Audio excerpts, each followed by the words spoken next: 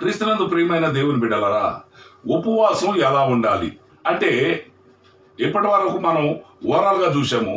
ఇప్పుడు మనము పరిశుద్ధ గ్రంథంలో ప్రభు ఎలా చెప్పాడో అనే విషయాలు మనం చూద్దాం. మత్తయి సువార్త 6వ అధ్యాయం 16వ వచనం నుండి ఉపవాసం గురించి మనం చూస్తాం. మీరు చూడండి, తర్వాత కూడా మీరు చదువుకోండి. అక్కడ ఏమని రాయబడి ఉన్నదంటే, మీరు ఉపవాసము చేయనప్పుడు వేషధారుల వలె దుఃఖముఖులై ఉండకుడి. మీరు ఉపవాసము చేయనప్పుడు వేషధారుల వలె దుఃఖముఖులై ఉండకుడి. వేషాలు వేయొద్దు. మేము ఉపవాసం ఉంటున్నట్టుగా నటించొద్దు. ఈరోజు చాలా మంది ఉపవాసాలు ఉంటున్నట్టు నటిస్తున్నారు. నటన జీవితం వద్దు. ఉపవాసాలు ఉంటున్నట్టు మీరు నటించొద్దు. వేషాలు వేయొద్దు. క్రీస్తునందు ప్రియమైన దేవుని బిడ్డలారా, పరిశుద్ధాత్మ దేవుడు నీతో మాట్లాడుతూ ఉన్నాడు. వేషధారుల్లాగే ఉండొద్దు. అంతేకాదు, రెండోది ఏమంటున్నాడంటే, దుఃఖముఖులై ఉండకుడి, ఏడుపు మోకాలు పెట్టొద్దు. చాలా మంది ఒక్క పూట అన్నం తినకపోతే ఏమో కొంపలు మునిగిపోయినట్టు, శరీరం అంతా కృంగిపోయినట్టు, శరీరం అంతా కుళ్ళిపోయినట్టు, నడవలేనట్టు, కళ్ళు తిరిగినట్టు, చేతగానట్టు యాక్షన్లు చేస్తూ ఉంటారు. ఒకవేళ ఈ లోకానికి సంబంధంగా ఆహారం తినకుండా ఉంటే కళ్ళు తిరగతేయం. కానీ ప్రభు కొరకు నువ్వు సమర్పించుకొని ఉపవాసం ఉన్నప్పుడు ప్రభు నీకు శక్తినిస్తాడని గుర్తుపెట్టుకోవాలి. నీకు ఎలాంటి నీరసం రాదు, ఎలాంటి బలహీనత రాదు. ప్రభు నీకు తోడుగా ఉంటాడు, ప్రభు నీకు శక్తినిస్తాడు. కనుక ఏడుపు మోకాలు పెట్టుకోవద్దు. ఈరోజు చాలా మంది ఏడుపు మోకాలు పెట్టుకొని ఉంటారు.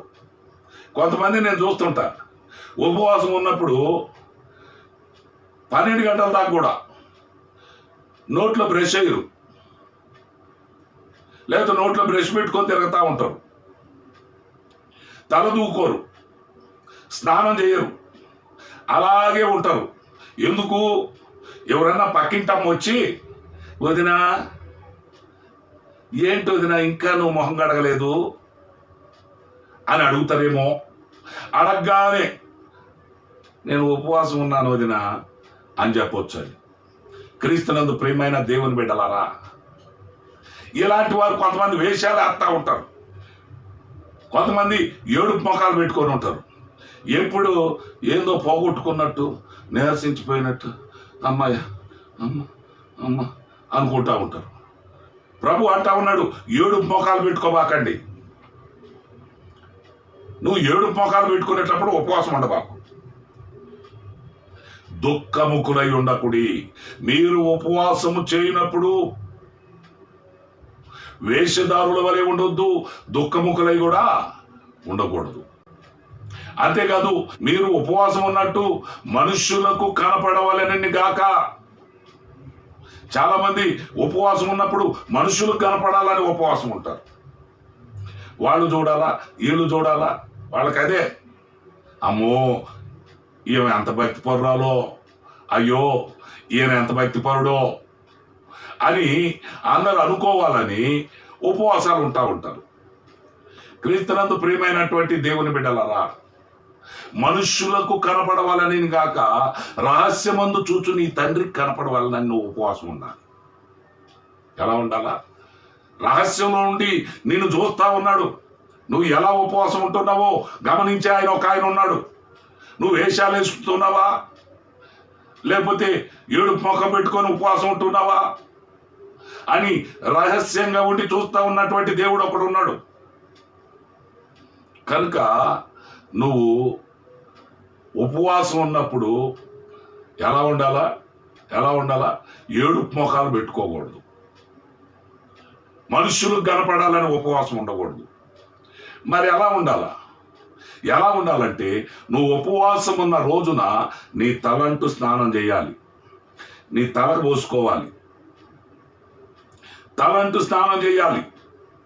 మంచిగా స్నానం చేసి, అంతేకాదు మంచిగా ముఖం కడుక్కోవాలి. ఫ్రెష్గా ముఖం కడుక్కోవాలి, పళ్ళు తోముకోవాలి. పొద్దున్నే ముఖం కడుక్కోవడం అంటే ఇట్ట పైన నీళ్లు పోసి కడుక్కోవడం కాదు. నీ పళ్ళు తోముకోమని, నీ పళ్ళు తోముకొని మంచిగా ముఖం కడుక్కో, మంచిగా సిద్ధపడు. ఉపవాసం లేనప్పుడు కంటే ఉపవాసం ఉన్నప్పుడే ఆనందంగా ఉండాలి. నువ్వు గదిలోనికి వెళ్ళి నీ తలుపు పెట్టుకొని ప్రార్థన చేయి. ఈ విధంగా నువ్వు ఉపవాసం ఉండగలిగితే రహస్యమందు చూచి దేవుడు నీకు ప్రతిఫలం ఇస్తాడు. రహస్యమందు చూచేటటువంటి దేవుడు నీకు నీ ఉపవాసానికి ప్రతిఫలం ఇస్తాడు. నువ్వేం చేయాలంటే ఉపవాసం ఉన్నప్పుడు తలంటూ స్నానం చేయాలా, ముఖం కడుక్కోవాలా, ప్రార్థన చేసుకోవాలా. ప్రార్థనకు సమయం లేకుండా నువ్వు ఉపవాసం ఉండొద్దు. అంతేకాదు, ఇంకా ఉపవాసం ఎలా ఉండకూడదు అంటే కలహపడుచు, అంటే కొట్లాడుతూ నువ్వు ఉపవాసం ఉండకూడదు. ఉపవాసం ఉన్న రోజున నువ్వు గొడవలకు పోకూడదు. అంతేకాదు, వివాదము చేయించు నువ్వు ఉపవాసం ఉండకూడదు. వివాదం చేయొచ్చు అంటే వాళ్ళు ఒక మాట అంటే నువ్వు ఒక మాట అనడం, నువ్వు ఒక మాట అంటే వాళ్ళు ఒక మాట అనడం, ఇలాంటివి కూడా ఉండకూడదు. ఇలా వివాదం చేస్తూ ఉపవాసం ఉండకూడదు. తర్వాత అన్యాయంగా గుద్దులాడుచు ఉపవాసం ఉండకూడదు. చాలా జాగ్రత్త గుర్తుపెట్టుకోండి. నువ్వు ఉపవాసం ఉన్నప్పుడు కొట్లాటకు పోకూడదు, కలహపడుచు ఉపవాసం ఉండకూడదు, వివాదం చేస్తూ ఉపవాసం ఉండకూడదు, అన్యాయంగా గుద్దులాడుతూ కూడా ఉపవాసం ఉండకూడదు. ఉపవాసం ఉన్నప్పుడు మీ కంఠధ్వని పరమున వినబడాల. ఉపవాసం ఉన్నప్పుడు మీ కంఠధ్వని ఎక్కడ వినబడాలా? పరమున వినబడాలి. మనుషులకు కాదు వినబడాల్సింది. వాళ్ళతో వీళ్ళతో గొడవలు పెట్టుకొని పెద్ద పెద్ద అరవడం, వాళ్ళు వీళ్ళు వినేది కాదు. ఉపవాసం ఉన్నప్పుడు నీ కంఠధ్వని పరమున వినబడాలి. ప్రభు చెప్పిన రీతిలో ఉపవాసం ఉండకపోగా, ప్రభువా మేము మా శరీరాలను ఆయాసపరుచుకుంటుండగా నువ్వెందుకు లక్ష్య పెట్టవు, నువ్వెందుకు మా ప్రార్థనలు ఆలకించవని చెప్పి అడుగుతూ ఉంటారు. అందుకే ప్రభు అంటున్నాడు, మీరు మీ ఉపవాస దినమున వ్యాపారాలు చేయుచుందురు. మీరు మీ ఉపవాస దినమున మీ పని వారితో కఠినముగా పని చేయిస్తుంటారు. అందుకే నేను మీ ప్రార్థనలు ఆలకించను. ఉపవాసం ఉన్నప్పుడు ప్రార్థన చెయ్యాలి. అందుకే నేను ఉపవాసంలో చెప్పాను, ఒకవేళ పగలు మీరు పనికి పోవాల్సి వస్తే రాత్రిపూట ఉపవాసం ఉండి ప్రార్థనలో గడపండి. రాత్రిపూట ఉపవాసం ఉండండి. కానీ ఓ ప్రార్థన లేకుండా ఉపవాసం మాత్రం ఉండొద్దు. మరి ఎలా ఉండాలి? దుర్మార్గుడు కట్టిన కట్లను విప్పుటయు,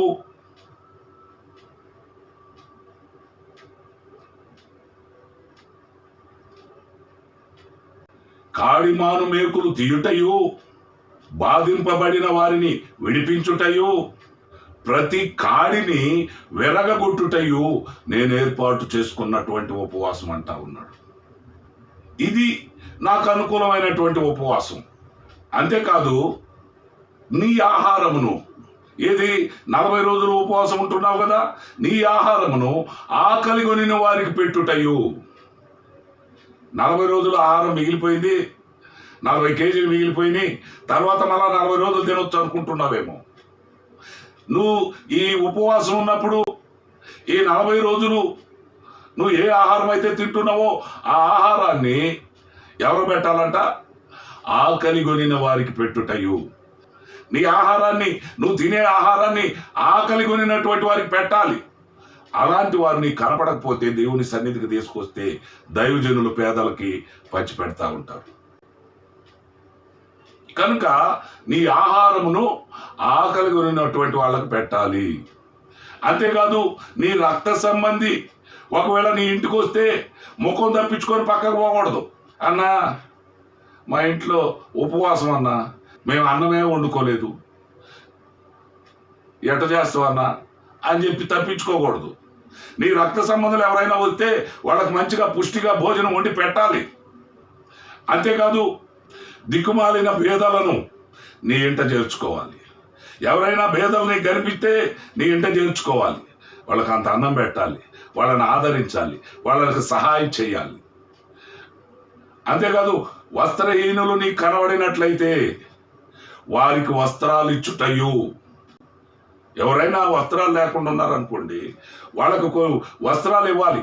నీ ఇంట్లో అయినా కావచ్చు, లేకపోతే కొనుక్కోనైనా వచ్చి ఇవ్వచ్చు. బట్టలు లేకుండా ఎవరైనా దీన స్థితిలో ఉంటే, దిక్కుమాలిన స్థితిలో ఉంటే అలాంటి వారికి వస్త్రాలు ఇవ్వాలి. ఒకవేళ లేకపోతే ఆ వస్త్రాలు తీసుకొచ్చి దైవ సేవకుడికి ఇస్తే దైవ సేవకుడు అనేక చోట్ల ఇస్తూ ఉంటాడు. మేము క్రిస్మస్ ఈ సందర్భంగా ఈ చలికాలం అనేక మందికి దుప్పట్లు పంచిపెట్టాను. ఎక్కడ పంచిపెట్టాను? ఇంటికి రారు. రాత్రి పూట అటు వీధుల్లోకి వెళ్ళినప్పుడు, అటు బజార్లోకి వెళ్ళినప్పుడు, అటు సంతల్లోకి వెళ్ళినప్పుడు అక్కడ షట్టర్ల పక్కన చలికి వణుకుతూ పడుకొని ఉన్నారు. బ్రిడ్జీల మీద చలికి వణుకుతూ పడుకొని ఉన్నారు. బస్ స్టాండ్లలో చలికి వణుకుతూ పడుకొని ఉన్నారు. రైల్వే స్టేషన్లో చలికి వణుకుతూ పడుకొని ఉన్నారు. దిక్కులేని స్థితిలో. అలాంటి వారికి మేము అనేక మందికి దుప్పట్లు ఇచ్చాం, అనేక మందికి వస్త్రాలు ఇచ్చాం. Praise lord. This is reverend doctor Melingi Ratnam.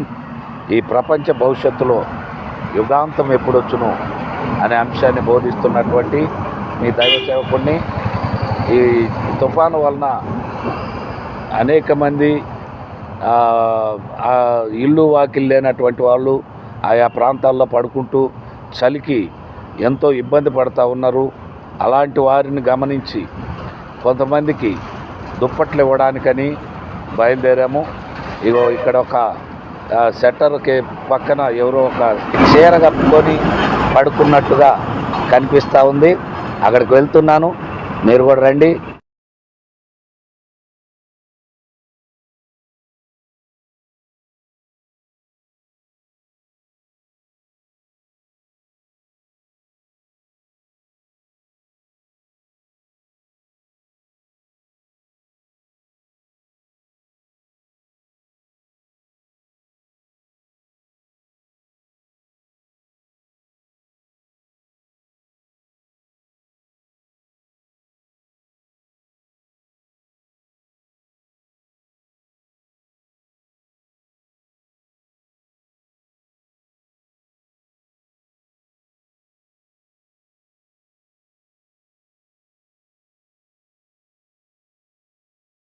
Okay, God bless you.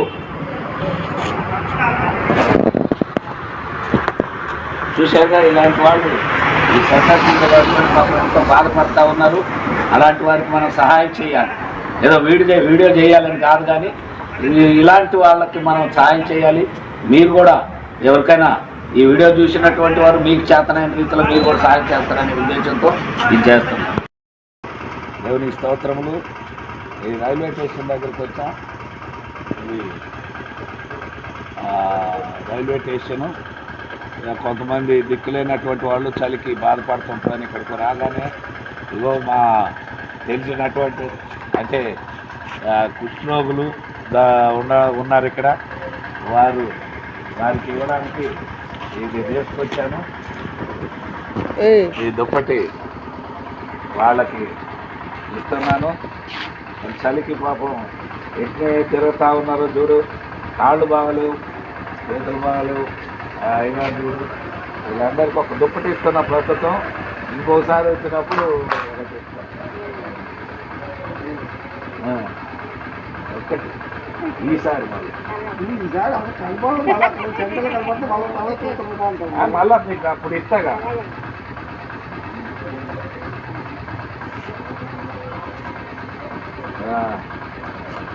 నాకు నేను ఎవరా పాస్టరు.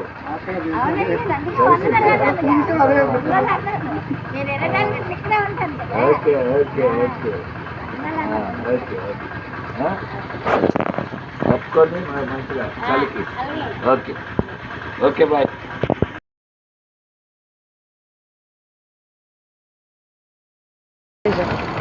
అర్థం మీకు రైతులా హల్లెలూయా. అక్కడ ఒక మనిషి కనిపిస్తున్నాడు చూడండి. ఎవరో దోమకార కప్పుకొని పడుకొని ఉన్నారు చలికి. ఈ రాత్రి సమయంలో చలికి అక్కడ ఒక అతను పడుకొని ఉన్నాడు. అతనికి ఒక దుప్పటి ఇవ్వడానికి వెళ్తున్నాను. రండి వెళ్దాం.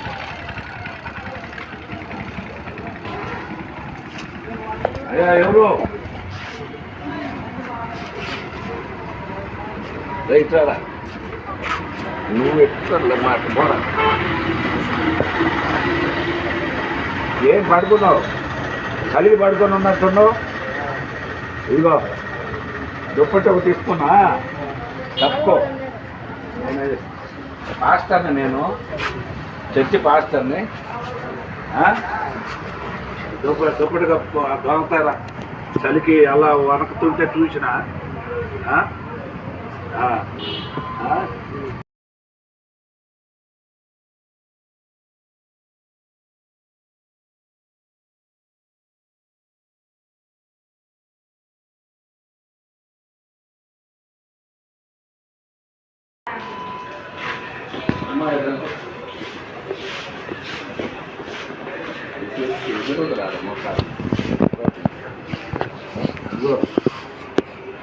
దుప్పట్లేదా? పడుకో, కప్పుకొని పడుకో.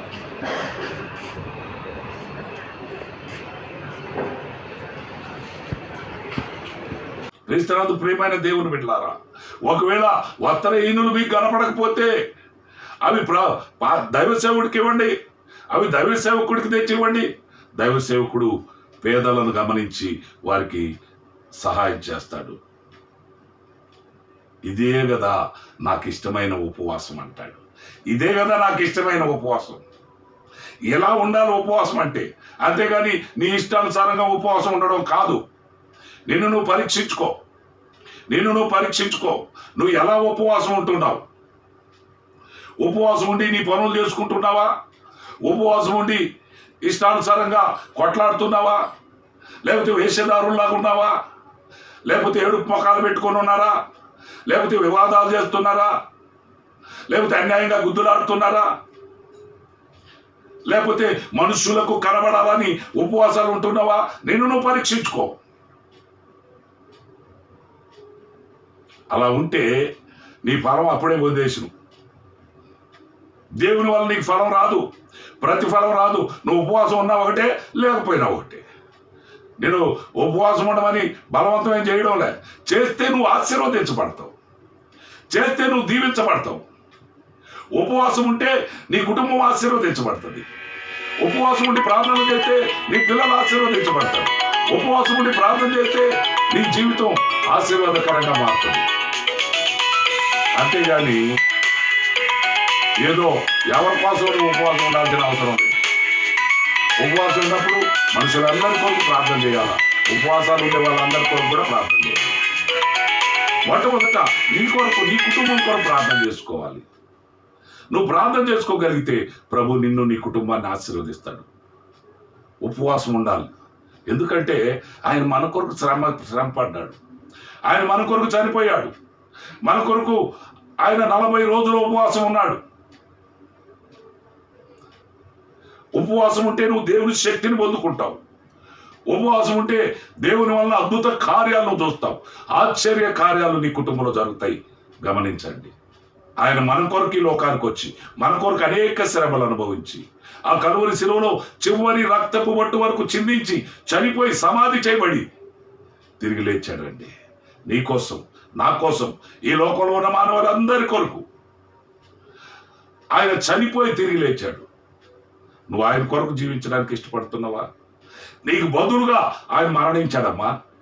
నాకు బదులుగా ఆయన మరణించాడు. నేను ఎవరి కొరకు జీవించాలి? వాస్తవానికి నేను చనిపోవాలి. నన్ను తప్పించడానికి నాకు బదులుగా ఆయన మరణించాడు. నేను ఎవరి కొరకు జీవించాలి? నువ్వు ఎవరి కొరకు జీవించాలి? నిన్ను నువ్వు పరీక్షించుకో. చిన్న ప్రార్థన చేద్దాం. పరిశుద్ధుడవైన మా తండ్రి, ప్రేమ పూర్ణుడవైన మా రక్షక, మీకే మహిమ, ఘనత, ప్రభావాలు ఆరోపిస్తున్నాం. అవును ప్రభువా, లెంట్ డేస్లో మేమున్నాం. ఈ లెంట్ డేస్లో ప్రభువా ఉపవాసాలుండి ప్రార్థనలు చేస్తూ ఉన్నాం. అయ్యా మీకే స్తోత్రాలు నాయన.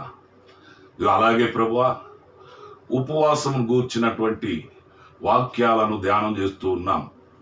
ఉపవాసం అంటే ఏంటి? ఉపవాసం ఎలా ఉండాలి? అనే విషయాలు మేము ధ్యానం చేసి ఉన్నాం. అవును ప్రభువా, ఈ లెంట్ డేస్లో మేమందరం నాయన ఉపవాసం ఉండి మీ పాదాల దగ్గర ప్రార్థించి అవి మీ దీవెనలు ఆశీర్వాదం సమృద్ధిగా పొందులాగు మీ కృపను దాయిచ్చేయమని అడుగుచున్నాం. అయ్యా మీకే స్తోత్రాలు వందనాలు చెల్లిస్తూ ఇవనైనా ఈ వీడియోస్ లైవ్స్ చూస్తున్నటువంటి వారి అందరినీ వారి కుటుంబాలను దీవించి ఆశీర్వదించమని ఈ ఉపవాస దినాల్లోనైనా ఉపవాసాలు ఉంటున్నటువంటి వారికి ఎలాంటి బలహీనతలు కలగకుండా మీ శక్తితో నింపండి. అవి మీ బలముతో నింపండి, మీ ఆత్మతో నింపండి. సైతాన్ ఆటంక శక్తుల నుండి విడిపించండి. ఆ బిడ్డల కుటుంబాల్లో ప్రభువా ఎలాంటి అవసరతలు ఉన్నా, ఎలాంటి ఆర్థిక ఇబ్బందులు ఉన్నా, ఎలాంటి శారీరక బలహీనతలు ఉన్నా, ఎలాంటి సైతాన్ శోధనలు ఉన్నా నజరేయుడైన యేసుక్రీస్తు నామములో, నజరేయుడైన యేసు నామములో, నజరేయుడైన యేసు నామములో విడుదల ప్రకటిస్తున్నాం. ప్రతి బలహీనత యేసుక్రీస్తు నామములో తొలగిపోవును గాక. ప్రతి ఆటంక శక్తులు యేసుక్రీస్తు నామములో కాలిపోవును గాక. స్వస్థత శీఘ్రమే కలుగును గాక. మీ మెండైన దీవెనలు ఆశీర్వాదములు బిడ్డలపై, బిడ్డల కుటుంబంపై కృమ్మరించబడును గాక. మీకే మహిమ, మీకే ఘనత, మీకే ప్రభావాలు ఆరోపిస్తూ మా ప్రభువును మీ ప్రియకుమారుడైన యేసుక్రీస్తు అతి ప్రశస్తమైన అతి పరిశుద్ధమైన నామంలో ప్రార్థించి బ్రతిమలాడి అడిగి వేడుకొంచున్నాం తండ్రి. ఆమేన్, ఆమేన్, ఆమేన్.